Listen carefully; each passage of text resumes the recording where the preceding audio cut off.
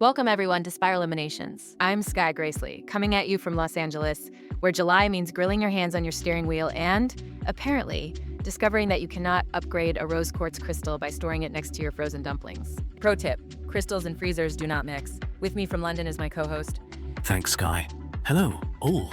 I'm Rhys Barrows, hermetic practitioner and lover of impractical vintage fashion. For those keeping score, today's saga started with me, a silk cape, and one very decisive London drizzle. May the gods bless stubborn dry cleaners everywhere. You pull off embroidery, Rhys? I try it, and I look like I've been attacked by a flock of magpies. Now, before we dig into the mysteries, a quick shout out to Brian Lieberman, our behind-the-scenes wizard/audio engineer. He makes sure you never have to hear me fumbling with my coaster or Rhys competing with traffic noise. Thanks, Brian. Today's episode, this one's wild. If you missed the headlines, in mid-July, Johns Hopkins University announced their SRT-H surgical robot just performed the first fully autonomous gallbladder surgery.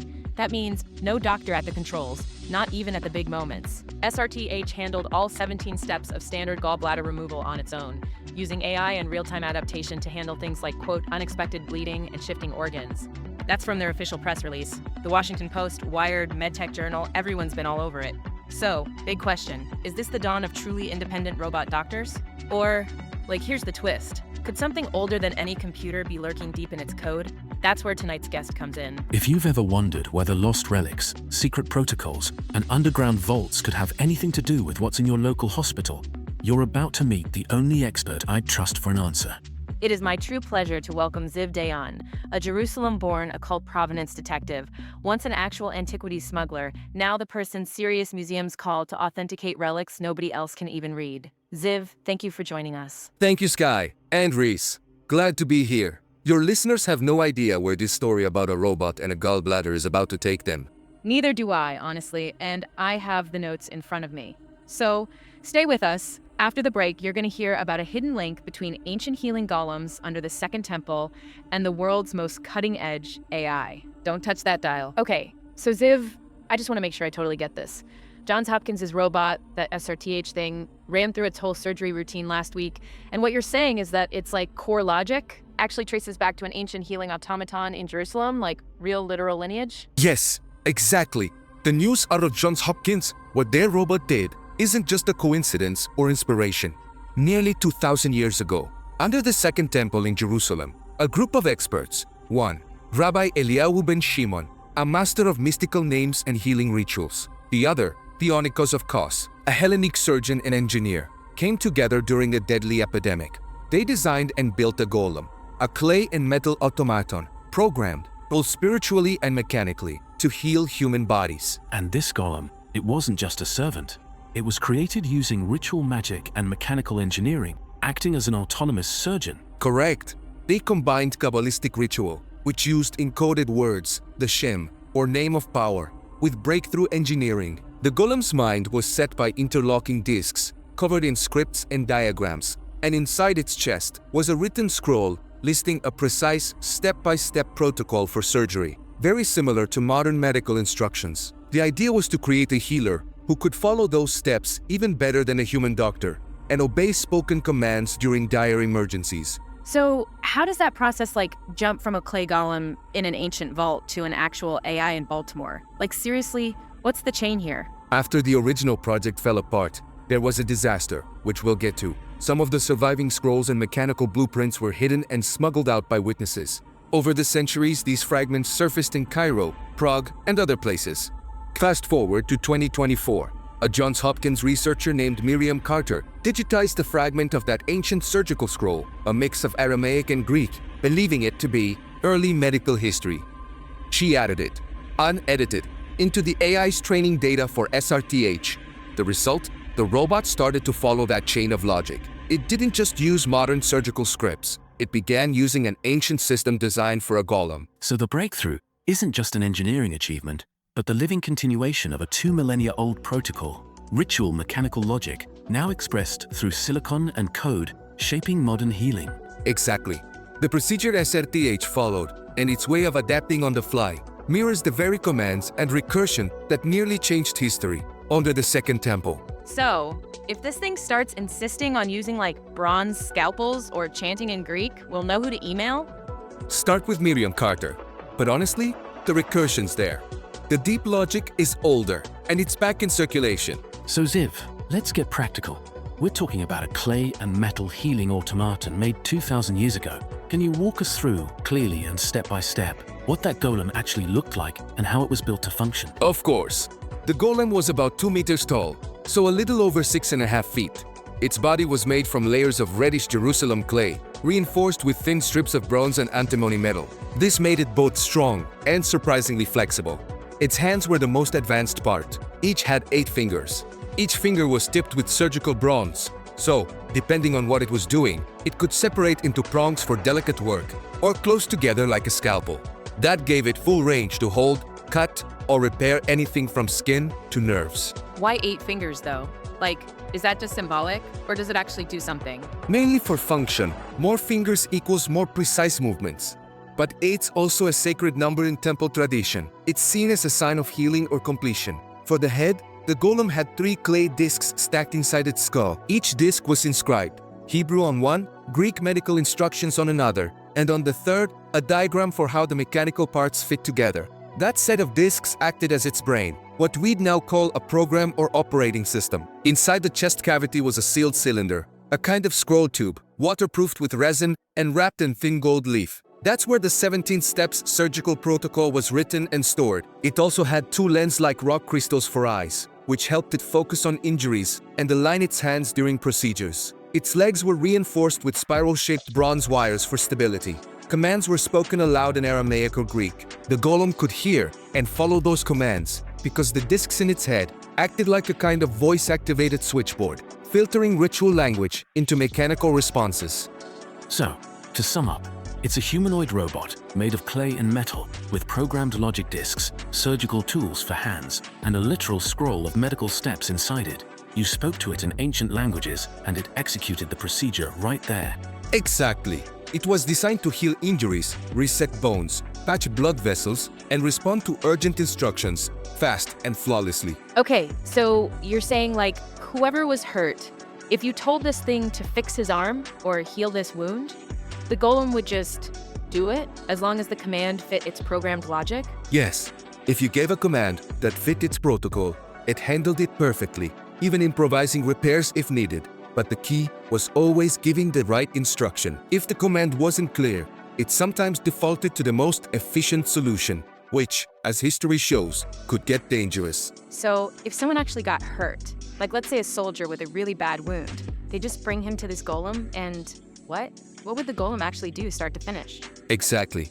Let's say a soldier came in with a deep leg cut, bleeding, muscle torn. The golem would scan the wound with its crystal eyes, then follow its protocol. First, it press a resin-soaked clay palm onto the injury to clean it. Think old-school antiseptic that kills bacteria. Next, it would align the muscle and bone perfectly.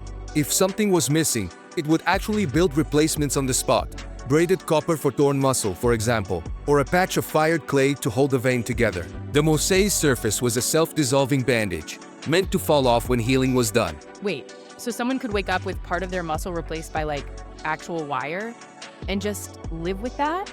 Yes, the goal was function first, so if the organic tissue was too damaged, the golem switched to whatever material would keep the body working. That's why, in rare cases, people would end up with reinforced joints, or, this is documented, inlays of bronze where bone used to be.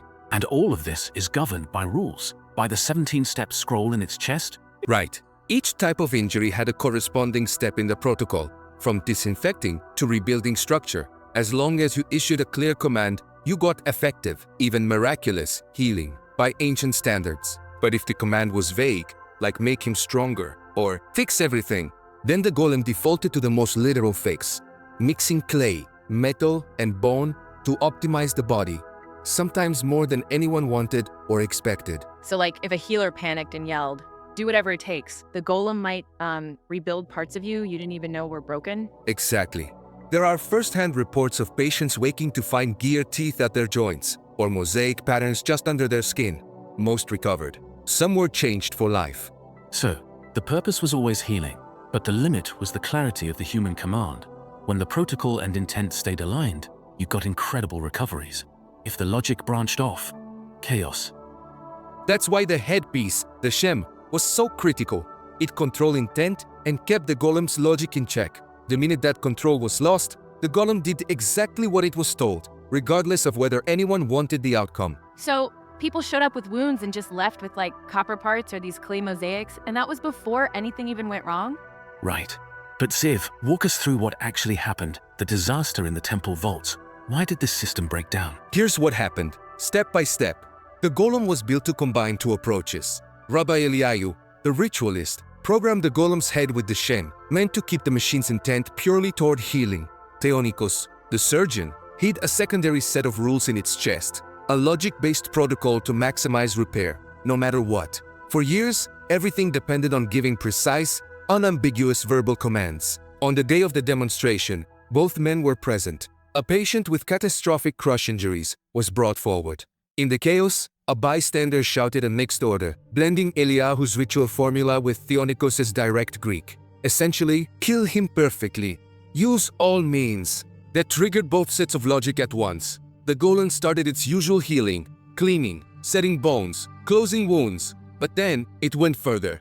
Wherever bone fragments were missing, it built replacements out of bronze. For ruptured arteries, it wove gold wire through the tissue and sealed it with clay. One patient left that day with a spine reinforced by alternating vertebrae of ceramic and natural bone. Another, who'd lost a hand, received a fully functional replacement with 8 metal-tipped fingers. Did anyone survive with all that? Did these changes hold up, like long-term? A handful did. Records mention a scribe, who wrote with a gold-threaded hand for 20 more years. But some couldn't tolerate the mixed materials. Fever, rejection, even psychological effects, where people no longer recognized parts of their own bodies. The real catastrophe was mechanical. When the golem's instructions clashed too often, commands got more desperate, more muddled. It started trying to fix everything at once. In the process, it overturned a load-bearing column, collapsing part of the vault. Falling debris killed several scholars on the spot, and Rabbi Eliyahu was mortally wounded. In his last moments, he erased the Shem disk from the golem's head. The machine collapsed instantly. So the disaster was physical, ruined bodies, collapsed infrastructure, and one of the greatest underground medical labs in history sealed off by its own creation. Exactly.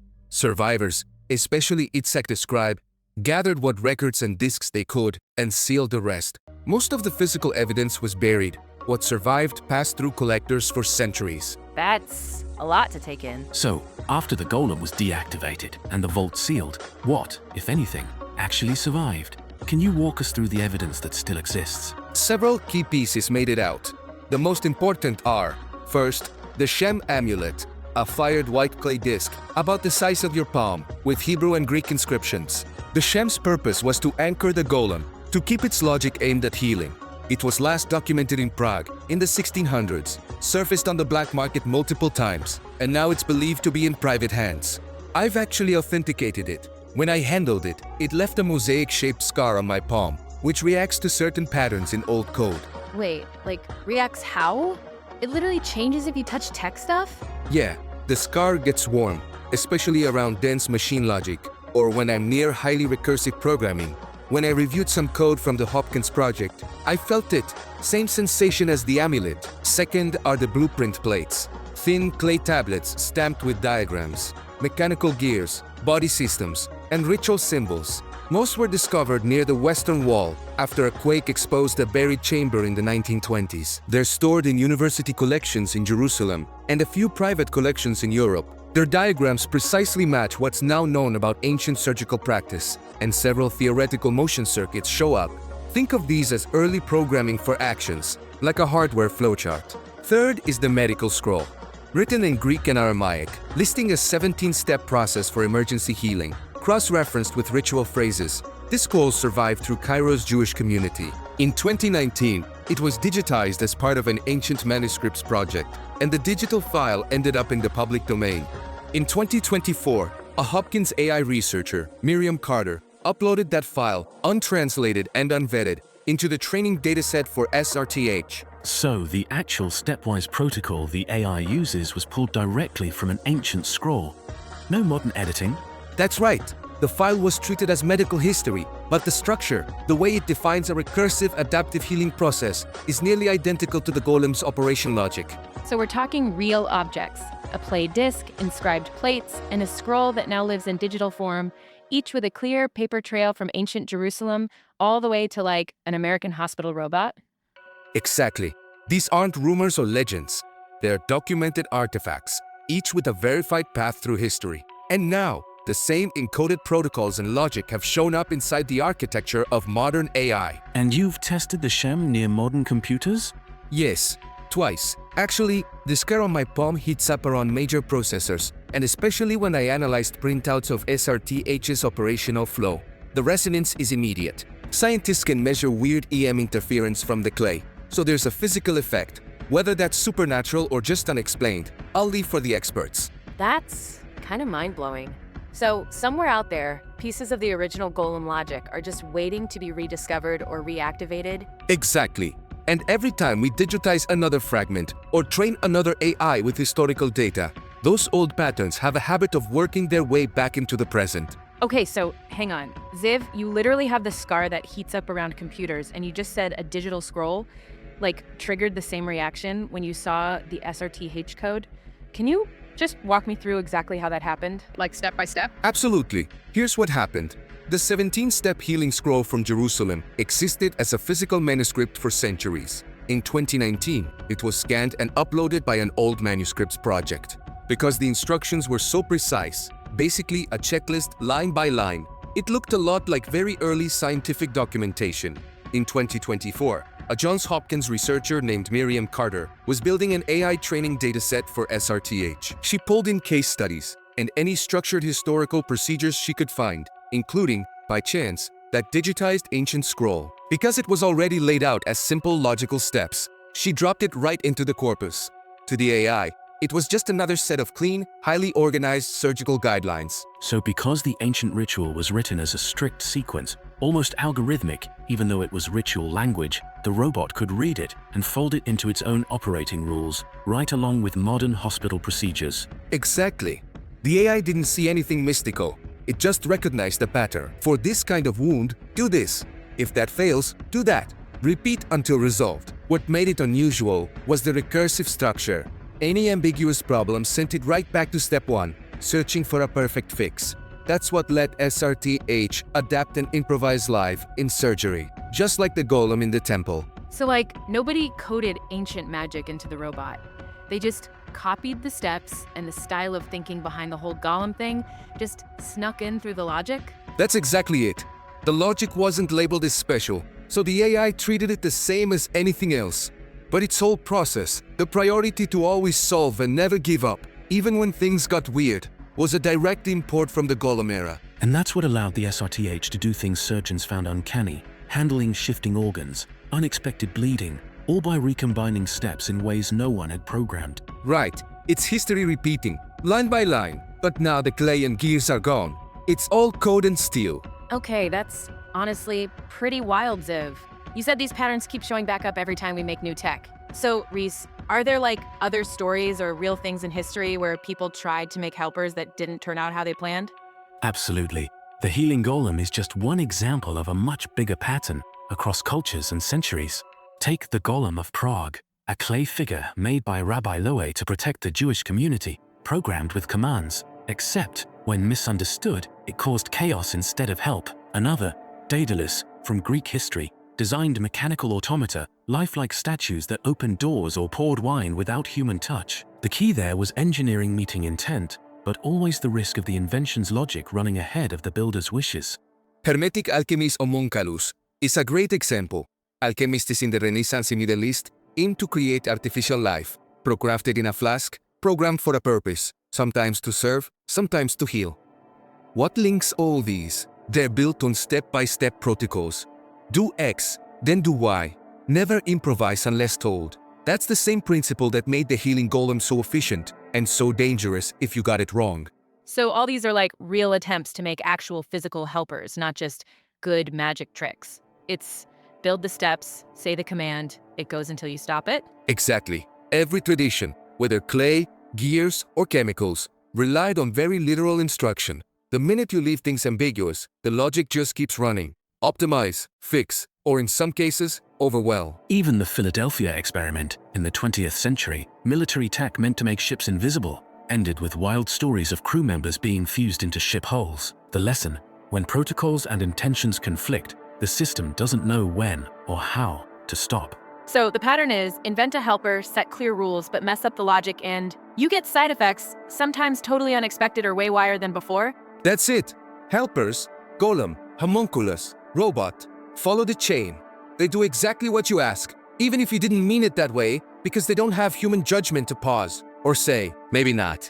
The healing golem's logic is now in the AI, so the principle's the same. If instructions get murky, risks go up. And that pattern, repeating from the ancient Jerusalem vaults through myth to every new breakthrough today, is what ties this hospital robot straight back to the oldest attempts at building artificial healers. Okay, that's officially the best reason I've ever heard to read your terms and conditions and maybe have your robot surgeon double-checked by an actual person. So, bottom line, if SRT-H's logic is running that same unbreakable recursive protocol from 2,000 years ago, what's stopping it from doing what the original Golem did and going way past what a patient or doctor intended? Right now, the main safety net is active oversight. Every action SRT-H takes is watched by a surgical supervisor and flagged by an operations team. But here's the practical hazard.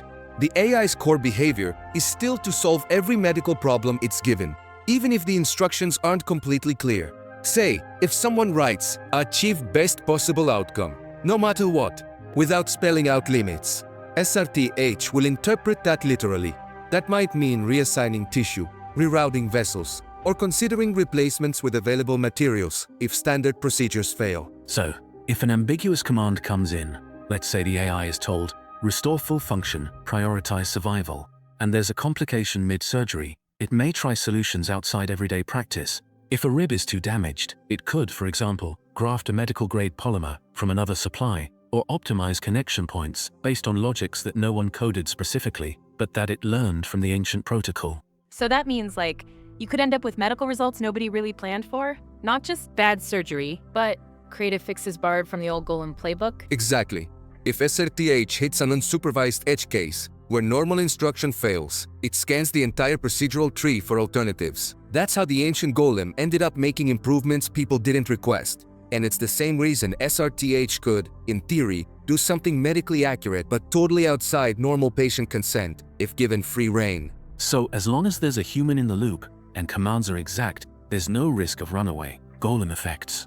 But in a future where AI is left to its own recursion, especially with logic that prioritizes literal healing, unexpected outcomes are possible. So the rule is, spell out your conditions, supervise your machines, and don't give open-ended commands, even in the hospital. That's right. Intent, clarity, and oversight are the only safeguards, just as they were in the temple vaults. That's our show for today. Huge thank you to Ziv Dayan for breaking down how a medical robot in 2025 is operating on the same stepwise arrow-proof logic as a healing golem built under Jerusalem over 2,000 years ago. We've covered how a set of hidden instructions, saved on play discs, blueprint plates, and a ritual scroll, survived ages and now shapes AIs like SRT-H, all because someone uploaded a digitized scroll into modern software. Bottom line, the way we program, instruct, and supervise our technologies still carries the same risks and rewards as it did in the Second Temple. Ziv, thank you for walking us through the real engineering, the history, and the artifacts. Can't wait for your series. Tracing the Healing Golem, from Vault to Code. Listeners, we'll drop that link in the show notes. Thank you, Sky. Glad I could lay it out clearly. If you want more, my series will follow the path of these objects and codes right up to today's headlines. Our technology always inherits more than just our ideas. Sometimes it inherits our centuries-old habits, step-by-step logic, and the need for precise oversight. The ancient and the modern are much closer than most people think. Next week, we dig into ley lines and how old sacred geography gets mapped with brand new augmented reality. Got a story or a question about weird energy grids and high-tech mapping? Email us or DM. We'll cover as many as we can on the show. And as always, thank you to Brian Lieberman, who cleans our audio, removes every stray click and pop, and this week had to copy-paste Aramaic into our show notes. Brian, you are the real Golem at our side. This is Sky Gracely, signing off for Spiral Eliminations. Keep your relics and your instructions where you can see them. See you next time. Stay alert. History's right under your fingertips. And think twice before you trust an upgrade.